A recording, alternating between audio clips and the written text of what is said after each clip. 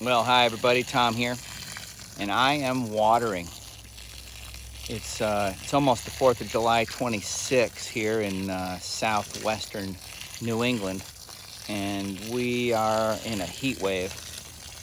Ironically, the haze is kind of cutting down the glare and maybe the ambient temperature a little bit, but it is muggy. It is super hot, and while we did have some localized storms, uh,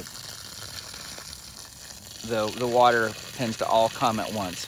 This is climate change 101. This is El Nino. This is extremes in temperature and precipitation and all of that. I'm getting a number of calls about stressed plants and trees. What can I do? Should I fertilize? Do you have some sort of magic potion? Yeah, it's 2 parts hydrogen and 1 part oxygen, water. And I know we run the risk of taxing our wells when we're watering new plantings, so you got to be thoughtful. And here's my perpetual plug for mulch. Mulching plantings, as you can see, all of these plantings have been mulched. That is going to retain that moisture, keep it from running off. Sorry, I'm multitasking here. And of course, people ask how much water. Generally speaking, until it runs off. But if you have mulched your plants, you're going to find that you have the opportunity to hydrate and saturate that mulch. And that's great because it will pay the moisture out over time to that plant instead of just bounce off the ground if there were not any mulch.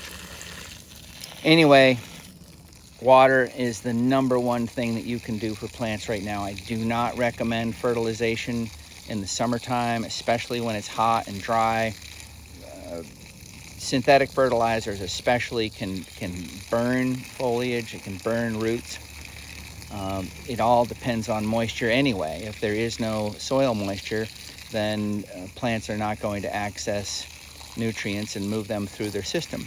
The other thing that's true is that most of that has already happened in the plant world by this time of the season. Those checks have been written, if you will, which is why we fertilize in the fall to have those nutrients available by the end of winter, when even before the soil really starts to thaw completely. Those roots down there in that rhizosphere where the frost has not locked everything up, the roots of plants, especially bigger plants, have started to do their thing.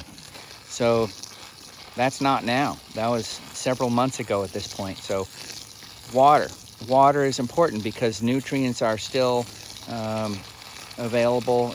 If they're dissolved properly, they can move around, whether they are in the soil or in the plant already. Same goes for hormones and defense compounds. All of it is just like us. If we don't drink water, if we don't keep our cells hydrated, then nothing moves around, and we depend on that in our own bodies, whether it's for digestion or nerve activity, being able to think and send our different parts of our body different messages.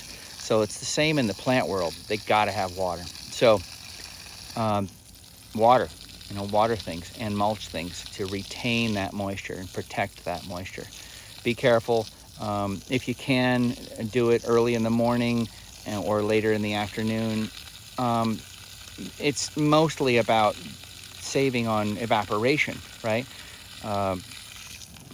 If you water directly onto foliage in the full sun, it can soften those leaves and prime them for subsequent desiccation. Does that make sense? If you soften them up, then they're going to be vulnerable.